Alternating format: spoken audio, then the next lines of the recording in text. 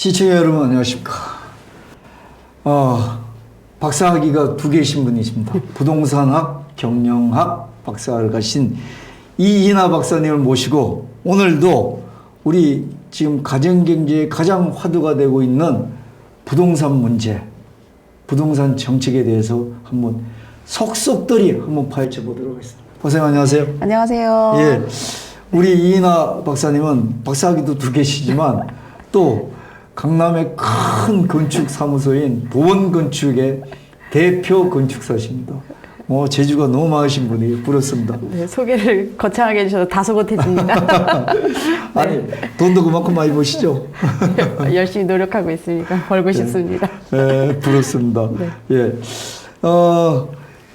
여기 오늘 제목이 6.17 부동산 대책 이후에 이게 오히려 더 부동산 정책 혼란만 가져왔다. 그리고 또 혼란 가져오다 보니까 이게 정권에서 부동산 대책은 막 만들어내면서 자기네들은 노른자에는 다 거머쥐었네.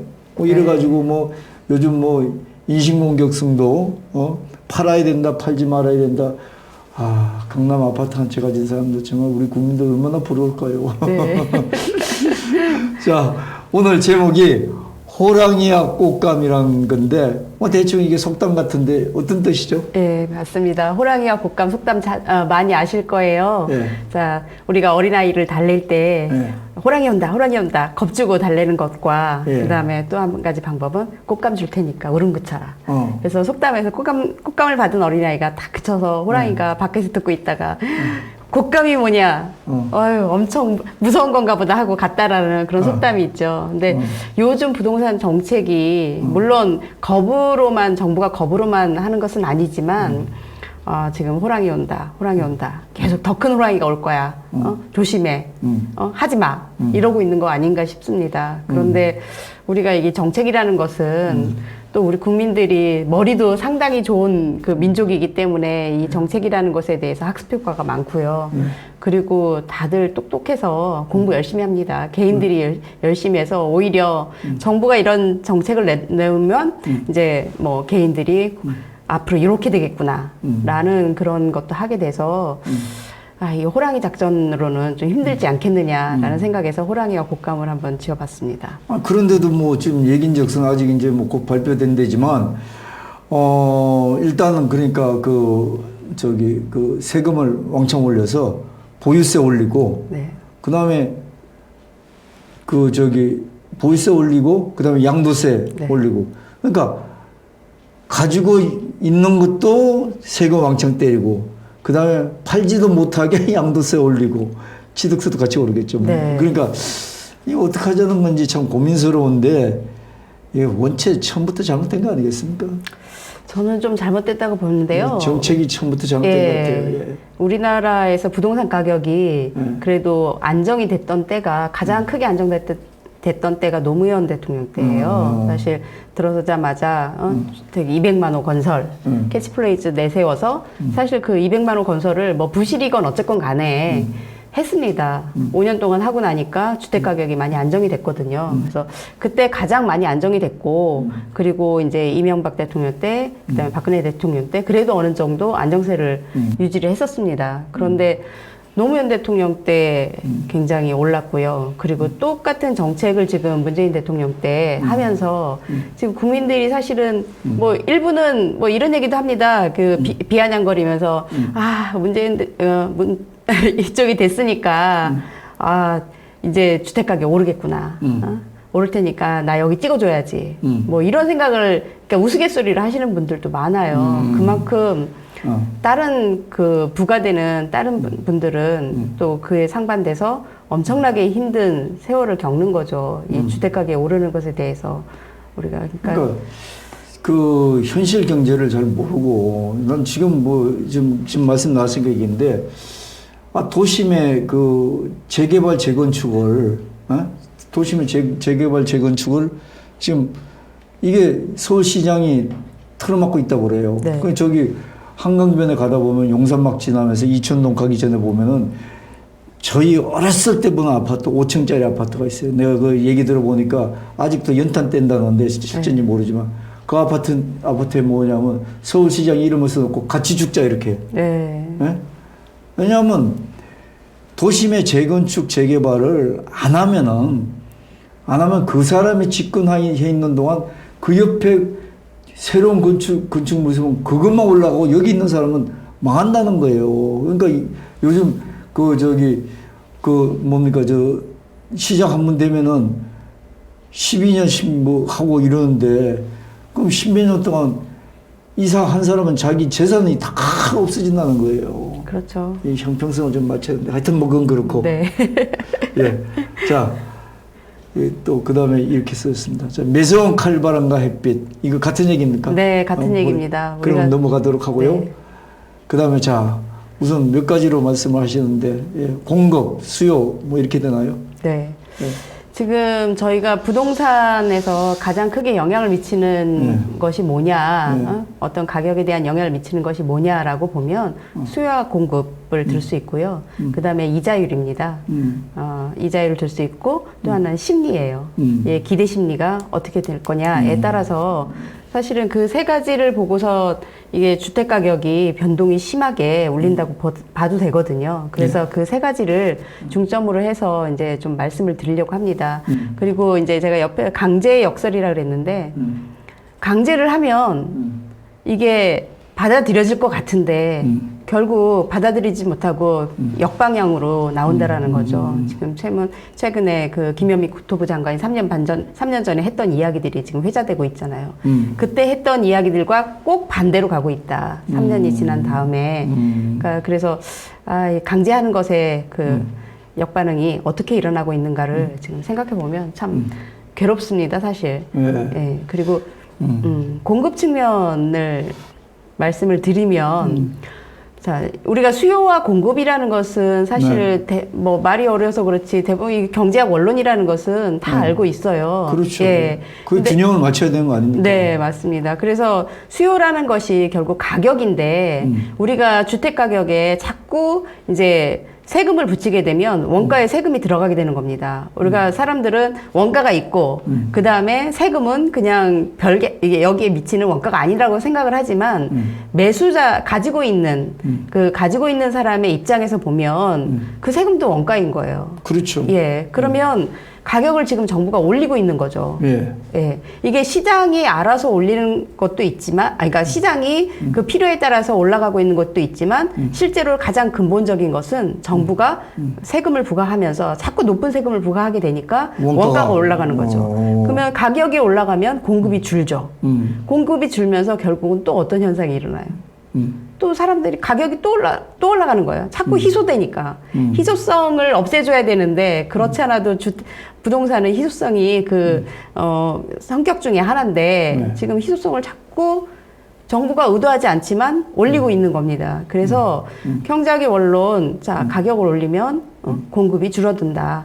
이거를 왜 그냥 그러니까 간과하는지 모르겠어요, 정부가. 그래서 결국 이게 전문가들한테 좀 자문을 많이 구해서 이 정책을 짜야 되는데 그렇지 못하다 보니까 그냥 정부가 그 세금은 그냥 우리가 매기는 거지 그거 원가 아니야라고 생각하니까 그런 거 아닌가 그런 생각을 합니다. 그래서 그 기초적인 부분을 좀 부동산도 결국 시장이기 때문에 기초적인 부분을 염두에 두시라라는 말씀을 드리고 싶습니다. 예. 그래서 그래서 이제 공급을 해야 되는데 이 공급이라는 것은 자 예를 들면 저희가 뭐 국립 공원이라던가 이런 데 보면 국립공원이 다 국가 땅일 것 같지만 그렇지 않은 경우가 많습니다. 예. 그러면 그 사람들은 소유자들은 재산세는 내요.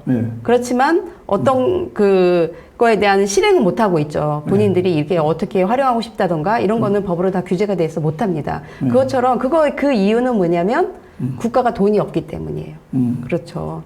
국가가 돈이 있다 그러면 그런 거 다 보상하고 국가가 사서 제대로 그 재산권은 재산권 나름 활용하게 해주고 그다음에 그 국가는 국가대로 계획을 가지고 진행할 수 있는 부분인데 돈이 없기 때문에 그걸 못하는 겁니다. 그래서 공급이라는 것도 결국 국가 혼자서는 안 된다. 결국 민간이 가지고 있는 그 시장 원리를 가지고 민간이 같이 그래서 민과 관이 함께 해야지 이게 공급 정책이 이루어질 수 있다라는 그 의미에서 공급은 반드시 같이 돼야 된다라고 생각을 합니다. 네. 자, 그 다음에 이제 그 공급 정책이 구체적으로 들어가면 네. 여기 뭐 몇 가지를 제시하셨네요. 네네. 그 공급 정책 중에 저희가 어떤 이제 제가 건축을 하기 때문에 이제 하면 가장 도원 건축사무소 네. 대표 건축사. 예. 가장 중요한 것이 용적률입니다. 예. 그래서 용적률은 이제 지상에서의 바닥 면적이 합계인데요. 예. 그 용적률이 높아지면 사업성이 커지는 거예요. 왜냐하면 임대할 수 있는 면적이라던가 분양할 수 있는 면적들이 커지니까요. 그렇죠. 예, 그런데 그 주거 지역의 용적률을 좀 상향을 해야 되지 않나. 왜 주거가 모자라잖아요. 그렇다고 주거 지역과 상업 지역과 뭐 그 공업 지역 그런 녹지 지역들이 있는데 그런 지역들을 다 혼재해서 사용하기는 참 힘듭니다. 그거는 주거 지역이 대충 평균 뭐 200%. 네. 그게 대지 면적에. 예, 대지면 이제 그 국토의 계획 및 이용에 관한 법률을 보면 300%까지 하게 돼 있어요. 일반 주거 지역에. 그런데 이제 서울 같은 경우는 이제 1종, 2종, 3종이 있는데 3종이 250%예요. 그러니까 150%, 200%, 250%. 그러니까 맥시멈 찾아 먹을 수 있는 한도에서도 50%가 지금 빠지는 거예요. 물론 그렇게 한 이유는 다 있습니다. 너무나 과밀화돼 있어서 그 이제 뭐 조망권이라든지 일조권이라든지 피해를 보게 되니까 그런 부분에 있어서 좀 이거를 자제를 시키자라는 부분에서 하기는 하는데 지금처럼 이렇게 그 지을 수 있는 그러니까 모자라잖아요. 주거에 대한 부분이. 그러면 용적률을 그대로 그 국계법에 있는 대로 해주거나 아니면 좀 상향하는 그런 정책을 펴도 되지 않겠나라는 생각을 하게 됩니다. 좀 해줬으면 좋겠어요. 왜냐하면 저도 이렇게 보니까 도심에 보면 옆에는 아파트가 고층 아파트가 되는데 그 옆에 이제 주택지에 보면 기본이 5층이거든요. 네, 5층인데 맞습니다. 아까 얘기하는 뭐 일조권이라든지 조망권이라든지 이런 건 문제가 있을 수 있지만 그거는 그 내부적으로 그 각 단위 구청에서 건축 담당하시는 분들이 어떤 그 방향이라든지 이런 걸 좀 조정하면은 될 것 같은데 우리나라가 일본처럼 뭐 지금 지진의 피해도 있는 것도 아니고 그렇지 않습니까? 근데 이걸 이러다 보니까 아까 얘기한 것처럼 역차별이 일어나는 거예요. 역차별이. 옆에 아파트 있는 거는 이거 뭐 나 이런 얘기하면 좀 뭐하지만 그 국가에서 요즘 그 많이 그 SH 공사라든지 국가에서 많이 이제 그 임대 아파트 많이 짓는데 어떻게 보면 국가에서 쌍값을 해가지고 자기네들은 돈 남기고 뭐 이럴 수도 있으니까 이런 것까지 얘기하면 안 되겠다. 예, 네. 예, 하여튼 뭐, 예. 그래서 그런 용적률을 좀 상향할 수 있으면 상향해서 지구 단위 계획을 통해서라든지 해서 상향을 할 수 있으면 좋겠다라는 생각을 하고요. 그 다음에 이제 재건축 재개발 활성화입니다. 네. 우리가 아무리 재건축 재개발에 있어서 재건축을 승인을 해주게 되면 뭐 집값이 뛴다라고 하지만 한시적이거든요, 사실. 그렇죠.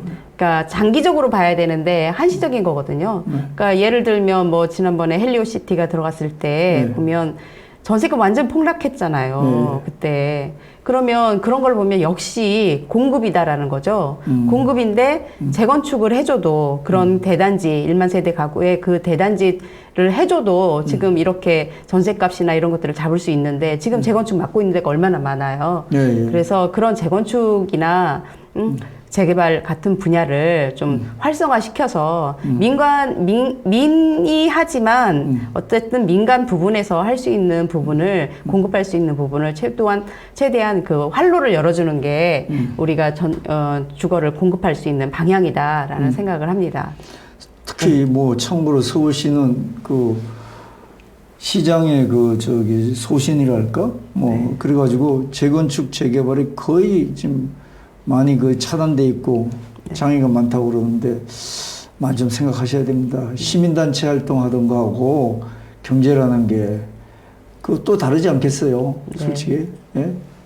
그래서 어쨌든 저는 원도심에 있는 서울에 그 원도심에 있는 재건축 단지들 좀 과감하게 풀어주시면 주택 공급에 좀 도움이 되겠다라는 생각. 그리고 사람들이 그걸 또 원하잖아요. 저 변두리에 제가 사는 변두리 같은데 거기도 뭐 요즘 많이 비싼데 변두리 같은데 아파트 가지는 것보다 이 로망이 이건 연령대도 상관이 없어요. 20대부터 60, 70대까지 로망이 강남의 아파트 하면 이게 다 포기하면서 나는 그런 기회가 없겠지 하면서도 그 로망이 되잖아요. 그렇죠. 예. 그 다음에 마용성. 네. 이런 데도 지금 그 재건축 되면 얼마나 좋겠어요. 재개발되고 그러면. 하여튼 그렇습니다. 예. 네. 그리고 이제 이거는 사담이긴 한데요. 재건축 재개발하면서 주거복지를 위한 그 국민들이 원하는 주거 면적이 있어요. 지금 사실 1인 가구가 제일 많기는 하나 항상 1인 가구만 존재할 수 있는 건 아니고 그렇죠. 이 사람들도 내가 혼자 살지만 방 2개, 3개 있는데 살고 싶은 욕구들 충분히 있거든요. 물론 이제 가격적인 부분 때문에 이거를 제어를 한다라고 하지만 다양성을 좀 갖출 필요가 있다라는 생각을 하고 좀 더 좋은 주거 환경에서 살고 싶은 사람들에 대한 욕구를 채워줘야 된다는 거죠. 사실 재건축을 하게 되는 이유가 그거거든요. 오래된 아파트의 불편함, 그리고 오래된 주거 단지에서의 불편함, 그거를 해결하고자 자꾸 이제 재건축을 하고 싶어 하는 거예요. 나 좀 더 좋은 환경에 살고 싶고, 우리 아파트에 들어오는 시스템부터 시작해서, 뭐, 보안도 잘 되는 그런 아파트에 살고 싶고, 그 다음에 뭐, 다세대 다가구래도 그런 보안 시스템도 마찬가지고요. 그래서 더 좋은 데 살고 싶은데 못하게 하니까 그 욕구가 억눌러지는 거고, 지금 4차 산업혁명의 스마트 시대인데, 그 스마트에 맞는 그 건축물에 살고 싶다. 라는 걸 욕구를 좀 채워줘야 될 것 같다는 저는 생각이 이게 듭니다. 그 말씀하시니까 저도 한마디 말씀드리면은 네. 제가 주변에서 봤는데 요즘 이게 정치적인 이유 때문에 이런 것 같은데 젊은 분들한테 전세자금 대출이 굉장히 쉬워요. 네, 그리고 맞습니다. 저리로 해요. 예. 그래서 청년 전세자금 대출 이러면 뭐 1억 해봐야 한 달에 10만 원. 네. 이거밖에 안 되거든요. 예, 10만 원. 맞습니다.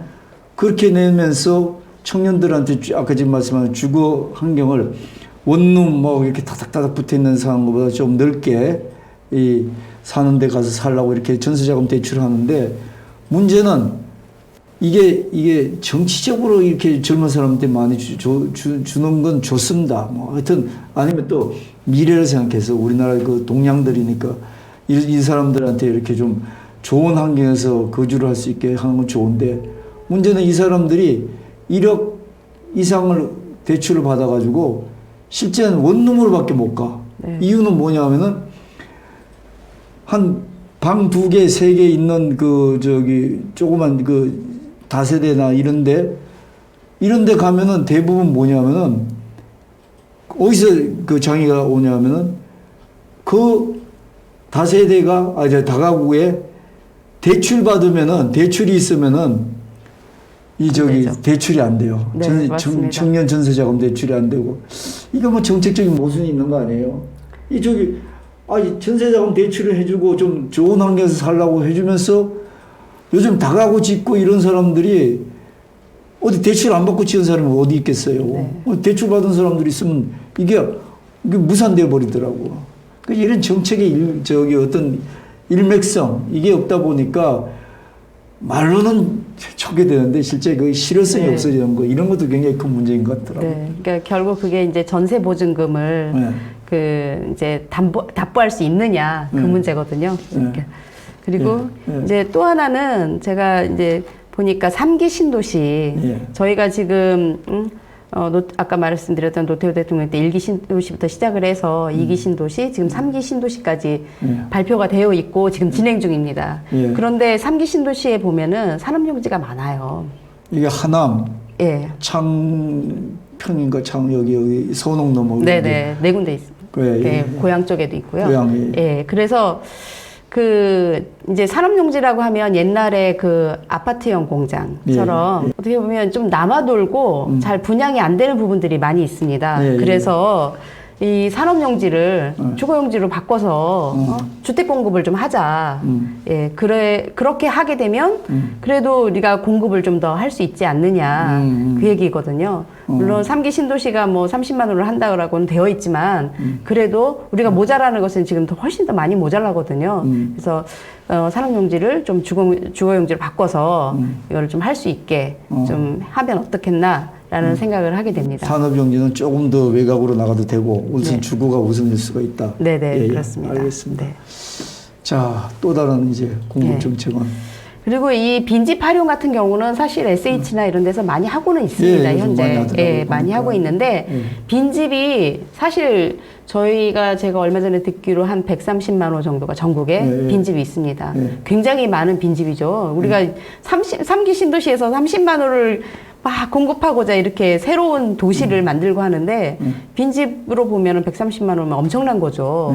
예, 그런데 지금 서울 같은 경우만 해도 한 10% 정도, 그러니까 130만 원에 한 10% 정도, 한 13만 원 정도, 그 정도가 빈집이에요. 그럼 서울에 빈집이 이렇게 많다라고 생각하시는 분 별로 없을 겁니다. 예, 서울에 집을 갖고 있다니 뭐 이렇게들 얘기하는데 이렇게 빈집이 많은데 이 빈집들을 활용을 해야 되는데 그 10%는 노후화된 집들입니까? 네, 맞습니다. 근데 노후화된 집들인데 그 집들을 더 개보수를 해서 사실 요즘 청년들이 좀 지저분한데 안 갑니다. 그렇죠. 예, 그래서 리모델링을 싹 하거나 아니면 그 자리에 신축을 해서 이제 공급을 하게 되면 청년도 좋고 또 뭐 신혼부부나 이런 사람들도 사실 뭐 단독주택이나 아니면 다가구 이런 데서도 살 수 있잖아요. 그래서 그런 이제 빈집을 활용해서 하고 또 공적인 부분으로 보면 이거를 이제 이 개인 생각입니다만 공유주택처럼 어떤 청년들이 활용을 하거나 지역 주민들이 좀 활용할 수 있는 그런 공유주택이나 또 그리고 환경상으로 보면 이제 스마트한 환경을 적극적으로 도입을 해줘서 초기 투입비는 좀 많이 들어가겠지만 그래도 요즘 사람들이 원하는 것은 새집, 그 다음에 환경이 좋은 집, 시설이 집. 잘 되어 있는 집을 원하니까 조금 비용이 들어가더라도 그런 부분을 적극적으로 투자를 해서 하면 어떻겠나 싶고 그 다음에 뭐 서울 같은 경우에 무허가 주택도 있어요. 근데 무허가 주택 같은 경우는 이제 무허가지만 대장이 있는 경우들이 있습니다. 그런 주택들도 그러면 과감하게 사용할 수 있도록 아니면 정부가 그거를 이제 적극적으로 매입을 해가지고 한다든지 해서 빈집이나 이런 것들을 활용하면 참 좋겠다는 생각을 합니다. 이게 130만 원가 그냥 130만 원은 아니거든요. 그래서 그런 생각이 들고요. 그다음에 이게 이제 상업 지역의 그 주거 용도 변경 사실은 어려운 얘기이긴 합니다. 우리가 상업지역이라고 하는 것은 주거를 여기서 살라라는 용도가 아니거든요. 우리가 그 어떤 상업활동을 해서 이거를 발전시키고자 하는 그런 지역이고 또 주거지역은 주거지역 나름대로 좀 조용하고 쾌적하고 그런 분위기에서 살게 하기 위해서 이제 주거지역을 따로 구성을 해놓는데 요즘 저도 이제 며칠 전에 들은 얘기 중에 하나 호텔이요. 얼마 전에 호텔 특별법이 있었습니다. 그래서 용적률을 굉장히 많이 상향을 해줬어요. 그 중국에서 이제 워낙 많이 들어오니까 이거를 이제 호텔이 없어서 숙박시설이 없어서 안 된다 해가지고 숙박시설을 엄청나게 장려를 해줬습니다. 근데 지금 코로나19가 터지니까 어때요? 호텔이 다 망했죠. 예. 그래서 그런 숙박시설들이 지금 안 돼요. 그러면 이게 어떤 그 이제 환경이 굉장히 많이 변화될 거라고 저는 생각을 하는데 코로나 이후로요. 그러면 이런 시설들이 계속 그 방향을 갈 수가 있다라는 거죠. 그 방향으로. 그렇게 되면 어쨌든 이것도 사업이잖아요. 그러면 국민들이 하는 사업이기 때문에 활로를 찾아줘야 된다는 생각을 합니다. 그래서 상업지역 같은 경우는 뭐 누구는 그러더라고요. 얼핏 이제 며칠 전에 들었는데 뭐 기숙사로 좀 용도 변경을 해주면 안 되느냐. 네, 쉬운 얘기는 아니거든요. 그래서 그러면 이거를 주거로 사용할 수 있도록 어쨌든 숙박이잖아요. 그래서 사용할 수 있도록 용도 변경을 좀 해줄 수 있는 그 길을 좀 만들어주면 어떨까. 그러니까 조금 이제 시대가 너무너무 빨리 변화하기 때문에 이 빠른 시대 변화에 맞춰서 우리 정책도 유연성 있게 이걸 좀 할 수 있으면 좋겠다라는 생각을 합니다. 했으면 좋겠는데 우리 공무원들이 그 정도 그 생각을 하실지 모르겠습니다. 예. 그리고 이게 이제 걱정이 되는 관에서 걱정하는 부분은 그래요. 인구가 줄고 있는데 자꾸 주거시설 많이 해놓으면 나중에 이거 안 되지 않느냐. 네, 물론 맞는 말씀입니다. 사람들이 주거가 이제 줄어드니까 결국 내 집을 빈집이 많이 생기는 이유도 그렇거든요. 그러면 그때 가서 그 집에 대해서는 뭐 조경을 해준다든지 털어가지고요. 그다음에 공원을 좀 만들어준다든지 인구가 적어지면 적어지는 대로 거기에 맞춰서 도시가 변화할 수 있도록 제도적인 보완을 좀 해줘야 된다고 생각을 하고요. 이제 또 하나의 방법으로는 임대사업 활성화입니다. 정부가 정말 임대사업자를 지금 너희들은 나쁜 투기꾼이야. 라고 이제 어떻게 보면 몰아붙이는 경향이 좀 있어 보입니다. 임대사업자 43만 명이 이제 네. 뭐 단체 만든다고 그러죠. 네. 그래가지고 이제 저거 한답니다. 이제 그 하여튼 밀란이 일어날 지경이랍니다 지금. 근데 제가 아까도 말씀드렸지만 민과 관이 함께 주택은 공급을 해야 된다라는 생각을 합니다. 그래서 임대 사업을 외국에서 사실은 장려해요. 네. 예, 장려해서 당신이 집을 가지고 있으면 다른 사람들이 쓸 수 있도록 사업을 해라. 그러면 국가가 이거를 다 터치하지 않아도 그 결국 공급이 되는 거거든요. 그래서 임대 사업자에 관한 부분은 활성화 시켜야 된다라는 게 이제 제 생각입니다. 이 뭐 기존에 뭐 얼마 전까지는 기존에 줬던 혜택까지도 소급 적용을 하겠다. 사실 말이 안 되는 얘기거든요. 법을 소급 적용한다라는 것은. 그런데 어쨌든 뭐 그렇게는 안 하겠다라고는 하지만 앞으로 임대 사업자의 모든 혜택을 없애겠다라는 거는 지금 진행을 하고 있는 것 같아요. 양측이 손이 이제 언제는 준다 그랬다가 언제는 네. 이러면 안 되죠. 네. 근데 임대사업자는 사실 사업을 해서 이윤이 나면 그 임대 수익에 대한 세금을 국가에서 걷어가고 그 다음에 사업은 할 수 있도록 장려해 주는 게 맞죠. 네. 세금을 뭐 임대사업 소득을 좀 높이는 건 몰라도 네. 양도세 이런 것까지 크로스 해가지고 꼼짝 못하게 하면서 완전 죄인 취급하면 누가 다들 그러더라고. 임대사업이 5년 뭐 단위, 10년 단위 사업자 그 내면은 끝나면 이제 안 한다고 그렇게 얘기하더라고요. 네. 보니까. 그리고 현재도 아마 이제 확정은 안 됐지만 나오는 이야기가 4년 단기 임대나 8년 장기 임대 하고 나서는 더 이상 혜택을 끊어버리겠다. 더 이상 안 주겠다.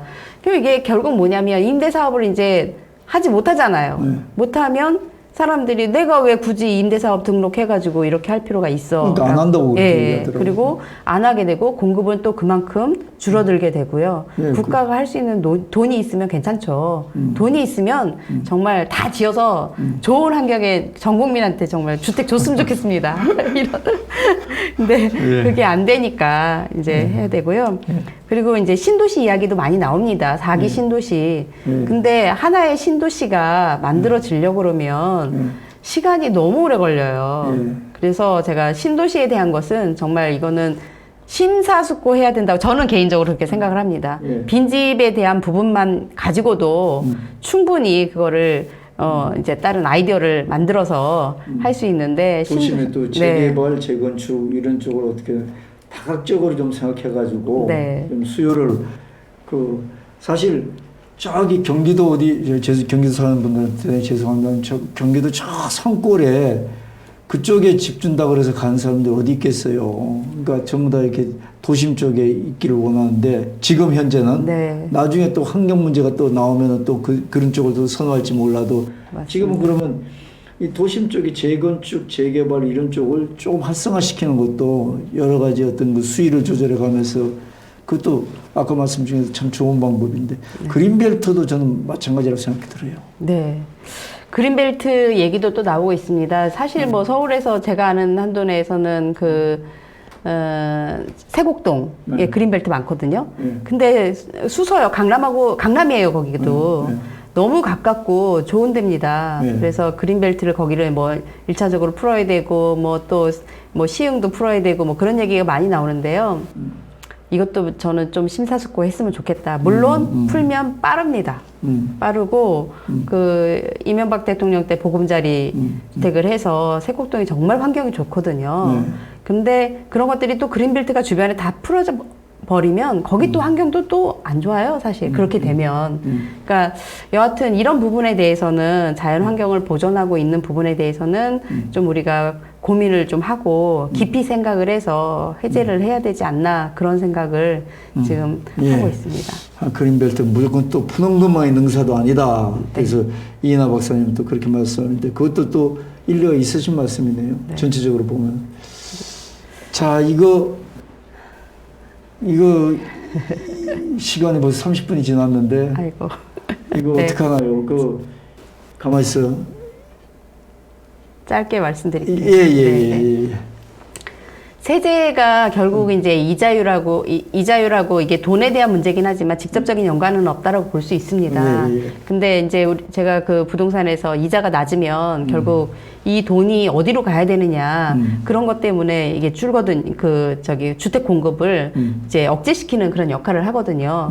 근데 이제 이거는 그거하고는 다른 얘기지만 세제는 거래세 같은 경우 양도세나 이런 부분들은 축소시켜야 된다고 저는 봅니다. 퇴로가 있어야지 뭔가 사람도 그렇죠. 뭐 숨쉴 공간이 생기는데요. 그렇죠. 예. 그래서 팔라고 그러면서 양도세 그다음에 취득세 높여놓으면 누가 그걸 팔고 누가 사겠어요. 예, 그러니까 이제 정부가 세금만 거두려고 하는 거 아니냐라는 그런 오해도 오해를 받게 오해 되는 아닌 오해. 네. 받게 되는 거고요. 그 다음에 실수요자 대출은 이제 억제하지 말고 정말 실수요자라면 뭐 일시적 이주택이든 아니면 무주택이든 실수요자에 대해서는 대출은 좀 풀어주고 돈이 없어서 못 사지 있어서 못 사는 거 아니거든요. 예, 그러니까 예, 대출은 좀 풀어달라. 이제 제가 그런 얘기를 아니 그러니까 7월 10일부터 네. 7월 10일부터 저 3억 이상 집을 사게 되면은 네. 3억 초과. 3억 초과 집을 사게 되면은 지금 전세 대출을 받은 사람도 갚아야 된다고 그랬죠. 네, 네, 맞습니다. 우리 글쎄 지방은 제가 잘 모릅니다만 서울에서 3억짜리 집이 많습니까? 거의 3억 없다고 이하가 봐야죠. 왜냐하면 없죠. 예, 많이 없죠. 그러니까 있기는 하나 많이 없는 게 서울의 그 중위 가격 아파트 같은 경우 말씀을 드려서 그렇지만 중위 가격 자체가 지금 뭐 8억 4천 정도 되는데 이 3억짜리 찾기 힘듭니다. 그리고 수도권도 한 6억 정도 되거든요. 중위가 가운데로 이렇게 줄을 쫙 나래비로 세웠을 때 가운데 있는 가격이요. 그러니까 사실은 3억이라는 건 그냥 모든 주택에 다 그냥 대출을 그냥 차단시켜 놓은 겁니다. 네네 맞습니다. 그래서 그렇고 이러한 정부의 어떤 징벌적 과세가 정말 우리가 오해 아닌 오해를 하게 되는 거고 사실 오죽하면은 정부 고위직들도 다주택자이면서 그 팔기를 참 꺼려하겠어요. 그렇죠. 저는 네. 그렇죠. 자, 징벌적 과세가 이게 정치적으로 악용이 되고 참 시기에 따라 뭐 시기라고 그러지만 결국은 정권에 어떤 악용되는 그런 경우도 많이 있고 그래서 이런 부분은 참 신중해야 될 것 같다는 생각이 듭니다. 사실 이자에 대한 부분은 이자율을 높일 수 있으면 주택 공급이 늘어나는 건 맞는데요. 그러니까 어쨌든 이자율이 낮아지면 주택에 대한 수요는 엄청나게 늘어나기 때문에 근데 이거는 바로 정부가 우리가 뭐 우리나라만 해가지고 되는 일이 아니라서 사실은 그 부분에 대해서는 이 해결하는 해법으로는 참 어려운 해법이라고 보고요. 그 다음에 또 하나는 기대 심리인데요. 이 수요에 대한 심리 부분을 요즘 같은 경우는 정부가 정말 이거는 물론 이제 찬반 논란이 있을 수 있습니다. 근데 이제 좀 어떤 그 이슈화되는 부분에 대해서는 좀 솔선수범을 좀 해줬으면 좋겠다라는 생각을 하고 있습니다. 그러나 다주택자라고 해서 뭐 저는 개인적인 생각입니다만 정부 고위 관료라도 해도 그 사람이 다주택자라고 해서 이 사람이 무조건 나쁘다고 볼 수는 없거든요.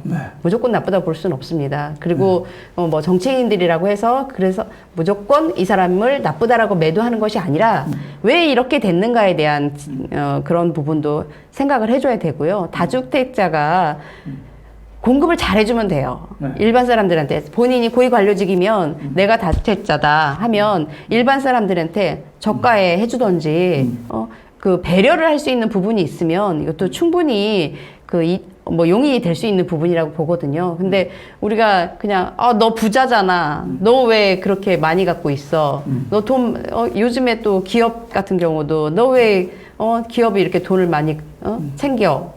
근데 사실은 우리는 그거는 모든 사람들이 사실은 뭐 어떤 부에 대한 욕구는 당연한 거라고 보여지거든요. 다만 정직하게 좀 다른 사람을 배려해서 했으면 좋겠다라는 생각이고요. 저도 그거는 저 생각인데 요즘 막 이 정권의 정치인들 그 비서실장 그다음에 국회의장 다 해가지고 이게 응격거려 살던 집까지 팔고 이러는데 이거 저는 사실은 개인적으로는 꼭 저래야만 되나 이런 생각을 해요. 왜냐하면 우리 민족성이라고 그러더라고요. 누가 우리 민족성이 부에 대해서 원색적으로 우리 네. 민족이 좀 거부감을 가진답니다. 네. 그래서 있는 사람한테는 무조건 나쁘게 생각하고 이런다는데, 아니 우리가 살아온 걸 가정을 겪어보면 지금 50대, 60대, 뭐 40대는 어떨지 모르지만 이런 분들이 살아오면서 자기가 자기 일 열심히 하고 그냥 가족 건사하고 그러면서 뭔가 가족들하고 잘 먹고 살기 위해서 남한테 가서 아쉬운 소리 안 하기 위해서 집 한 채 있으면 뭐든지 어떻게 해주 그 당시 융자존 내가지고 이자 갚아가면서 또 한 채 누리고 이렇게 하는 거는 본인의 개인 경제 생활 잘한 그 수도 있어요, 사실은. 다른 방법이 없잖아요. 뭐 재벌 아들로 태어났으면 모르지만. 그런데 그 정도 높은 자리 간 사람이 꼭 뭐 그렇게 열심히 노력했다는 건 아니지만 그래도 그 정도 자리에 갈 수 있는 사람은 또 그 정도 열심히 살았다고 볼 수가 있어요. 네. 근데 그런 거 가지고 너무 그렇게 매도할 수 있는 건 아닌 것 같고, 단지 아까 말씀드린 것처럼 저는 뭐 누구한테 특별히 혜택 주고 이런 것도 아니고 본인이 정상적인 어떤 그 시장 경제 룰로 네. 잘 지내고 있으면 그거 왜 탓을 하냐는 얘기죠. 그러니까 제가 이제 안타까운 것은 그거죠. 사실은 안 그런 척 하면서 한다라는 거. 그거는 안 되죠. 예. 그래서 사실 뭐 이게 뭐 여당을 좀 비판해서 안 됐지만 선거 전에 내가 서약을 했잖아요. 그 서약을 했다라는 건 뭐냐면 우리는 그만큼 서민을 생각하고 그다음에 우리의 부를 추구하지 않겠다라는 거거든요. 그게 갖고 있어서 잘못이 아니라 그거를 정책적으로 내세우면서 우리는 안 그래요 라고 하면서 결국은 그걸 실행을 하지 못하니까 그 부분이 저는 나쁘다는 겁니다. 내가 갖고 있는 것에 대해서 그게 잘못됐다고 볼 수 없거든요. 근데 그걸 안 그런 척 하는 거. 그게 좀 나쁘다는 거죠. 예. 하여튼, 그래서 그건 또 개인적인 서로 할 말이 네. 많습니다. 예. 그리고 이제 이런 그 국민들이 원하는 스마트 시대의 주거 환경의 변화에 대한 부분을 맞춰갈 수 있었으면 좋겠다라는 거. 그래서 자꾸 욕구가 생긴다라는 거고요. 그다음에 정부에 대한 신뢰. 정부가 지금 정말 정책을 소급적용까지 하겠다는 그 얘기를 들었을 때 저는 정말 아연실색했거든요. 아니 이래가지고 어떻게 국민의 어떤 신뢰감을 받고 그 다음에 정책을 펼쳤을 때 이것이 지켜지겠는가라는 생각을 했는데 그런 부분에 대한 것들은 정말 기본입니다, 기본. 그래서 정말 정부가 국민을 생각하는 마음이 위민, 애민의 사상으로 본인들이 정말 생각해서 정책을 펼친다 그러면 너 잘못했으니까 때릴 거야? 회초리 들 거야? 이런 거는 안 할 것 같습니다. 저는 덧붙여서 이렇게 말씀 중에 덧붙여서 이 정치인들은 그때 장관을 하고 또 지나가고 이럴 수 있지만 그 직업 관료들 모르겠습니다. 그 정치인들하고 직업 관료들하고 그 사이에 어떤 역학 관계가 있는지는 잘 모르겠지만 직업 관료는 정말 직업 관료 아닙니까? 직업 관료는 평생 직업 관료를 해야 되고 60살까지 직업 관료를 해야 되는 사람들은 소신을 가지고 아까 지금 목민심서에 나오는 위민, 애민. 정말 위민, 애민이 뭔가 제대로 아니 정치인이 와가지고 3년 전에 이 주택정책을 시작한 게 지금 역작으로 간다는 거는 그 정치인도 문제일 수도 있어요. 국토부 장관도. 제가 생각할 때는 그 밑에 고급 직업 관료들이 더 문제예요. 정치적인 어떤 그 바람에 가서 자기네들이 밑에서 부안해동 해준 거거든요. 그래서 아니 정말 공부도 잘해서 뭐 제주도에도 행정고시 붙은 뭐 선후배들 이런 사람들 다 옛날에 잘난 사람들은 그분들도 연세 드신 분들은 옛날에 너무너무 고생을 많이 했어요. 그렇죠. 행정고시 붙었다 하더라도 뭐 폼 잡고 뭐 사법고시 붙은 사람들하고 달리 보고서 한 장 쓰기 위해서 여관에 가서 쪽잠 자면서까지 뭐 이렇게 그 다음날 보고서 하나 내기 위해서 그렇게 가정도 안 돌보고 이렇게 일하신 분들이 말년에 와서 자기 자리 조금 더 올라가려고 위민, 애민을 버리고 이게 정책이 뭐니 해도 정치하는 이 정치 그룹이 잘못된 거지만 그거를 뒷받침해 주던 그 정부 인사들도 분명히 문제라는 얘기입니다. 그래서 정책이 잘못됐으면 모르겠습니다만 지금 와서 아니 뭐 오늘 얘기 쭉 들었는데 너무나 많은 걸 얘기하셔가지고 잘 모르겠지만 어쨌든 다 맞는 얘기 같아요. 맞는 얘기 같은데 논란의 거리는 분명히 있을 것 같은데 하여튼 정치 잘하고 우리 국민들 5,500만 국민이 다 부동산 투기꾼입니다. 잘 아셔야 됩니다. 그렇잖아요? 네, 맞습니다. 그래서 이거 잘못해가지고 대충 뭐 우리 생각대로 이렇게 해가지고 정치 잘했다는 소리 절대 못 듣습니다. 새겨 들으시길 바라면서 오늘 경영학 박사, 부동산학 박사, 박사 두 개 가신 보험건축사무소 대표 건축사 이인하 박사님 수고하셨습니다. 감사합니다. 감사합니다.